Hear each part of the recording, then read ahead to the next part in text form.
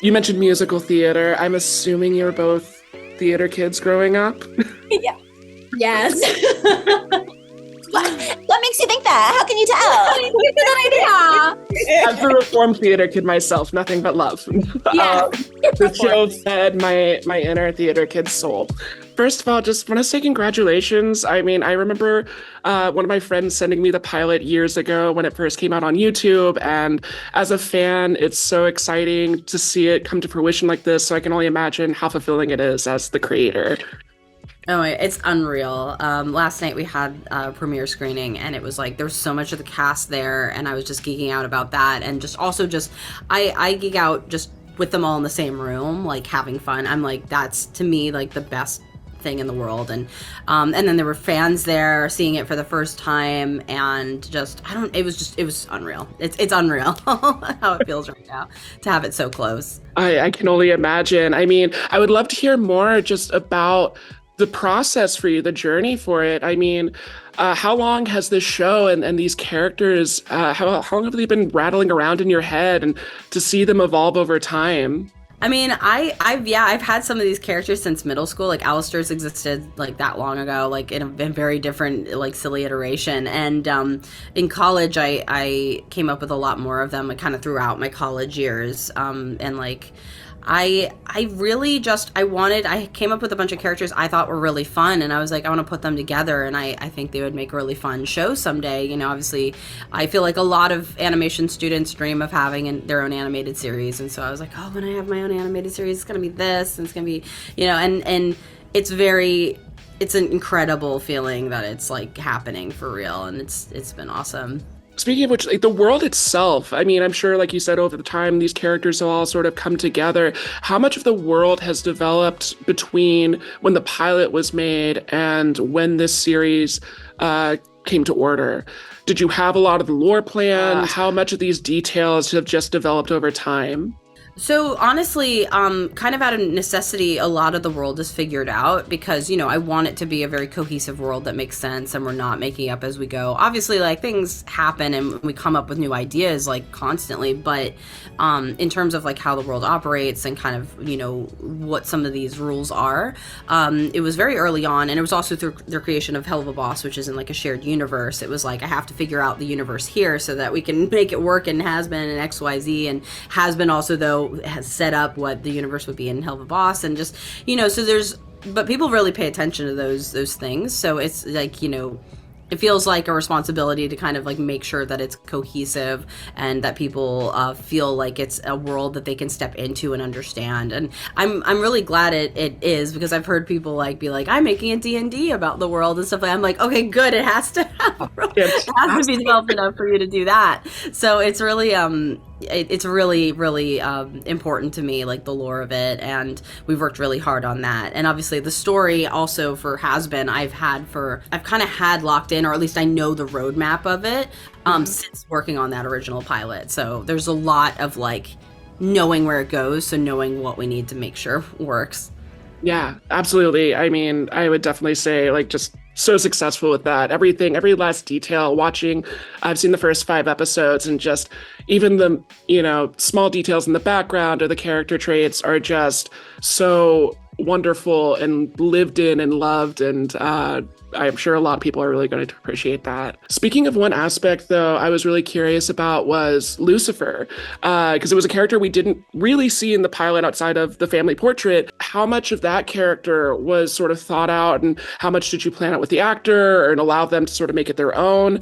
I always knew that Lucifer was going to be like, you know, the kind of personality he has. He's without giving it away, because nobody's going to meet him quite yet. But, you know, I don't think he's the expected Lucifer or the devil. And I wanted to play, you know, and this is something that when the show opens up, we kind of get the story of hell in this universe and kind of my take on it. And in this story, he was a character that was, you know, a dreamer and kind of had these big aspirations and things like that. So I kind of went more that direction of almost like a kind of like a P.T. Barnum-ish kind of character that just has these big kind of grandiose like wants for things. So, you know, I'm really excited for people to see him, because he's personally actually one of my favorite characters in the show, and I really love I love Jeremy's performance because he added so much. He definitely did some adorable little like quirks and things that made like him so much more lovable, I feel. So I'm really excited for people to get to see what those are.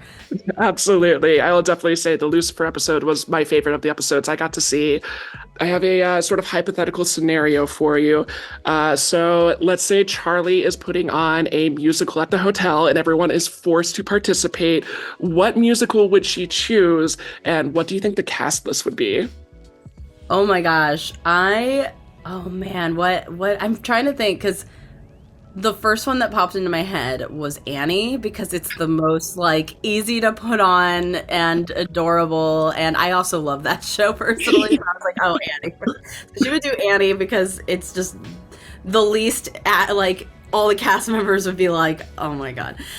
And I don't know. I think she'd just make all the all the hotel patrons do it. So she'd like make Husk like just maybe the daddy Warbucks and Danny and like I don't know who Angel would be Rooster maybe. Yeah.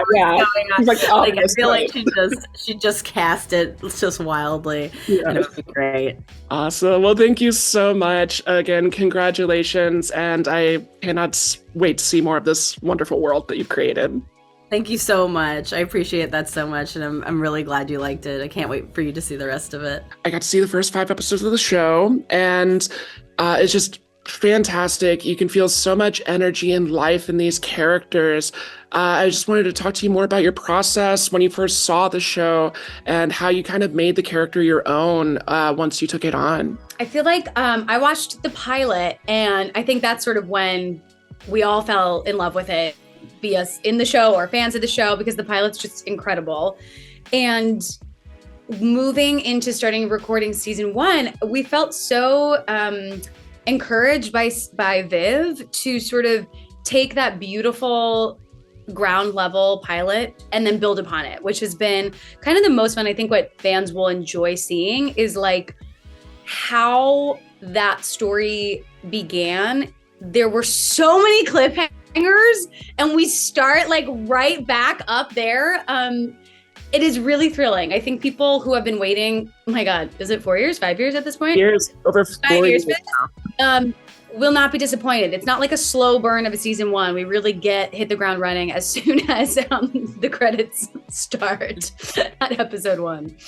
I really loved the process of working with this creative team. I thought they were very smart, funny, not necessarily, I'm not saying youthful like young, although many of them are very young, but I guess I mean more youthful in ideas and like pushing boundaries and taking risks about like what is allowed in animation and what is allowed in animation that really has a lot of roots in musical theater. These are a lot of musical theater voices, a lot of musical theater talent.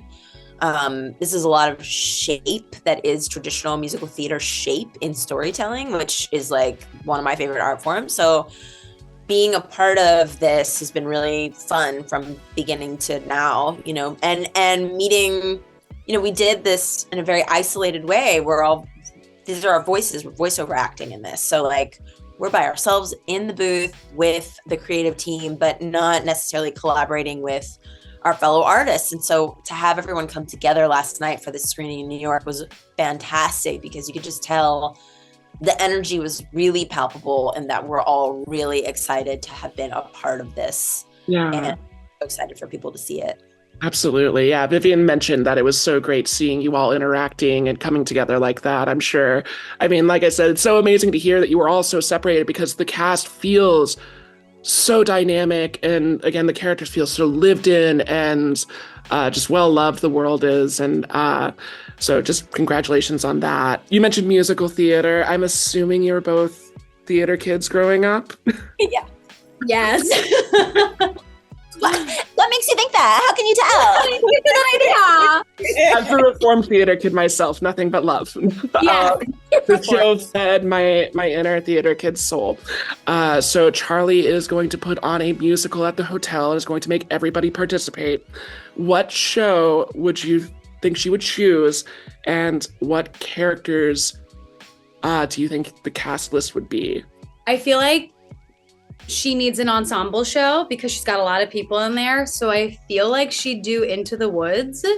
Ooh, that's a good one. And I think she'd be the director. She doesn't want to be in it. Vaggie would be, I would make Vaggie and Angel Dust Baker and Baker's wife. Perfect.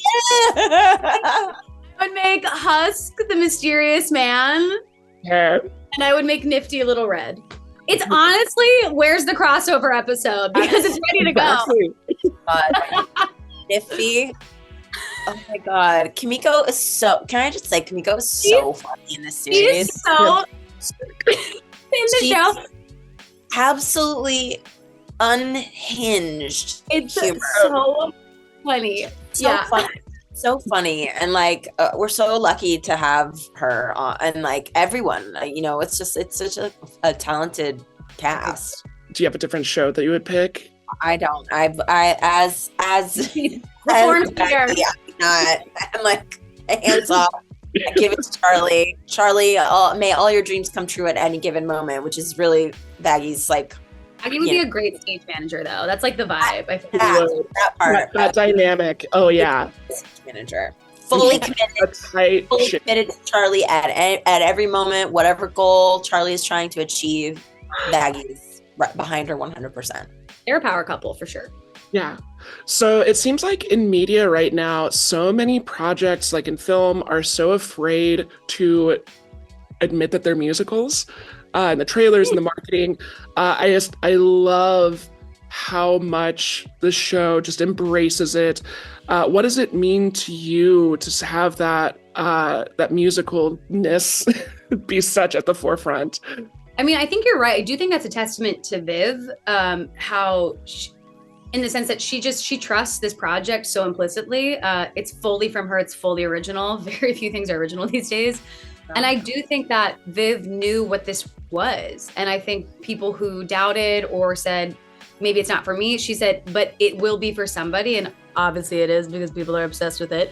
But that's just that to me is such a thrill, is watching somebody have a clear original vision and not compromise on it in a way that I think is so inspiring as a young female in her field. Like she really has not swayed from the original vision of Hazbin Hotel, and music is obviously a part of that. And the songs, we got some great writers, Sam Haft and Andrew Undenberg, in this show, and I think they write to the moment so beautifully. Like they got the show, they decided to make sure that the songs were right for the characters, as opposed to, well, we really want to write this moment. I thought that the way that they incorporated song and the way that they wrote for each specific voice was so impressive. And I've done a lot of theater, but you don't see it all the time, where somebody can do that and change genre so seamlessly the way they do it between like Vaggie and Charlie and Angel Dust and other people I can't mention yet.